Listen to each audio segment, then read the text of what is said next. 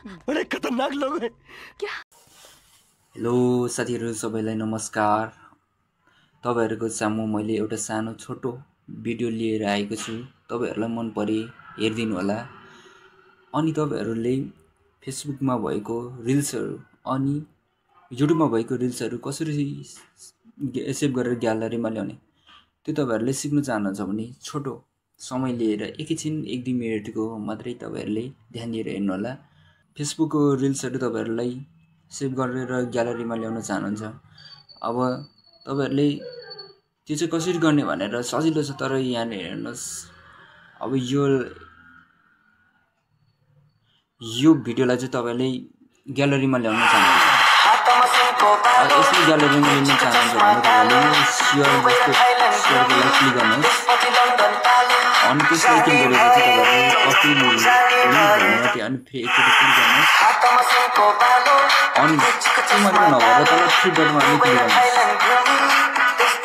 अनि यहाँ copy link भनेर पनि क्लिक गर्नुस्।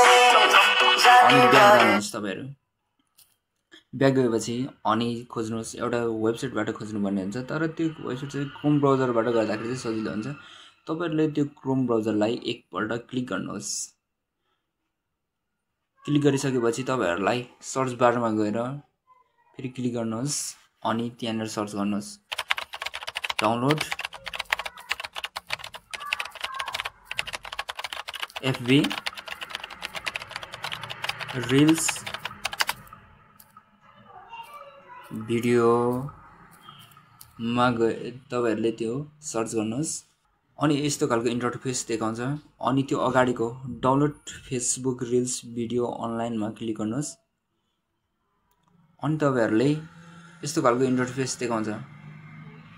यस्तो खालको इन्टरफेस देखाएपछि तपाईहरुले माथि enter the Facebook video link here मा तपाईहरुले क्लिक गरेपछि एकैछिन थिचिराख्नु होला अनि पेस्ट गर्नु होला। अघि तपाईहरुले फेसबुकमा अर्थात युट्युबमा कपी गर्नुभएको थियो नि त्यो लिंक, त्यो चाहिँ तपाईहरुले पेस्ट गरेपछि यहाँ आउँछ।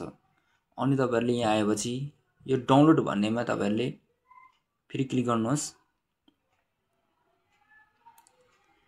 डाउनलोड क्लिक गरेपछि अब तपाईहरुले अघि त्यो भिडियो रिल्सको डाउनलोड गर्न खोज्नु भएको चाहिँ यहाँ अगाडि आएर देखाइरहेछ। अनि तपाईहरुले जस्तै HD क्वालिटी चाहिँ हाई क्वालिटीमा चाहिँ तपाईहरुले छानेर क्लिक गर्नुहोस्।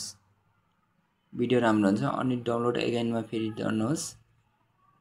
अनि तपाईहरुको डाउनलोड हुँदैछ। ल त डाउनलोड भइसक्यो। अनि तपाईहरुको पछाडी अनि होम स्क्रिनमा ब्याक गर्नुहोस्। अनि फेरि ग्यालरीमा जानुहोस्। ग्यालरीमा गएपछि अगाडि अल फोटोमा क्लिक गर्नुहोस्।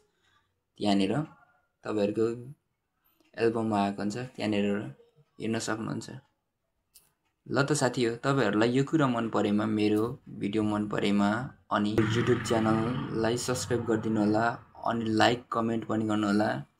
आगामी यस्तै भिडियोहरु हेर्न चाहनुहुन्छ भने, यस्तै कुराहरु सिक्न चाहनुहुन्छ भने फेरि मलाई कमेन्ट बक्समा मेसेज छोडिराख्नु होला। हस्त नमस्कार साथी हो, बाइ बाइ।